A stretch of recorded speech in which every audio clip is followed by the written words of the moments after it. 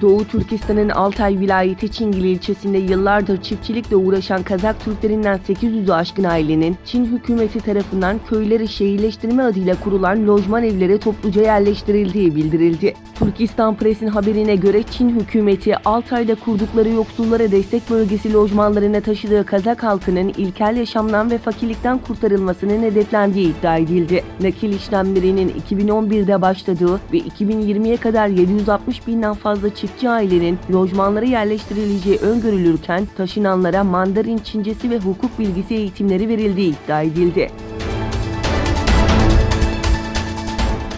Sosyal medya platformları Facebook ve Twitter, Çin'i Hong Kong'da süren protestolar konusunda dezenformasyon yapmakta suçlayarak yüzlerce hesabı askıya aldı. Twitter'dan yapılan açıklamada 936 hesabın askıya alındığı belirtilerek söz konusu dezenformasyon kampanyasının Hong Kong'da siyasi anlaşmazlık oluşturmayı amaçladığı kaydedildi. Açıklamada konuya ilişkin yapılan soruşturmalarda kampanyanın Çin hükümeti tarafından desteklendiği yönünde güvenilir kanıtları elde edildiği aktarıldı. Twitter'ın ardından Facebook'ta Hong Kong'daki protestoları hedef alan sahte hesap ve sayfaların kaldırıldığını duyurdu.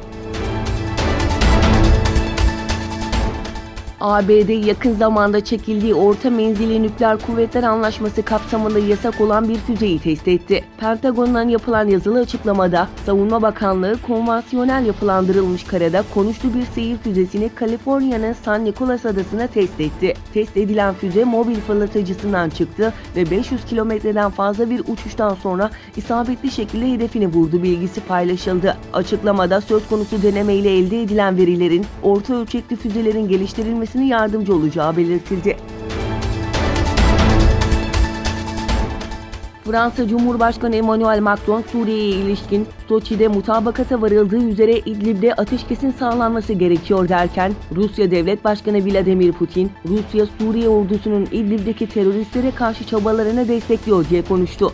Fransa Cumhurbaşkanı Emmanuel Macron, Rusya Devlet Başkanı Vladimir Putin ile basın toplantısı düzenledi. Toplantıdan sonra mevkidaşıyla yapacağı görüşmede Ukrayna, İran ve Suriye'yi ele alacağı bilgisini paylaşan Macron, Ukrayna konusunda Normandiya formatında gelecek haftalarda bir zirvenin düzenlenmesini istediğini belirtti.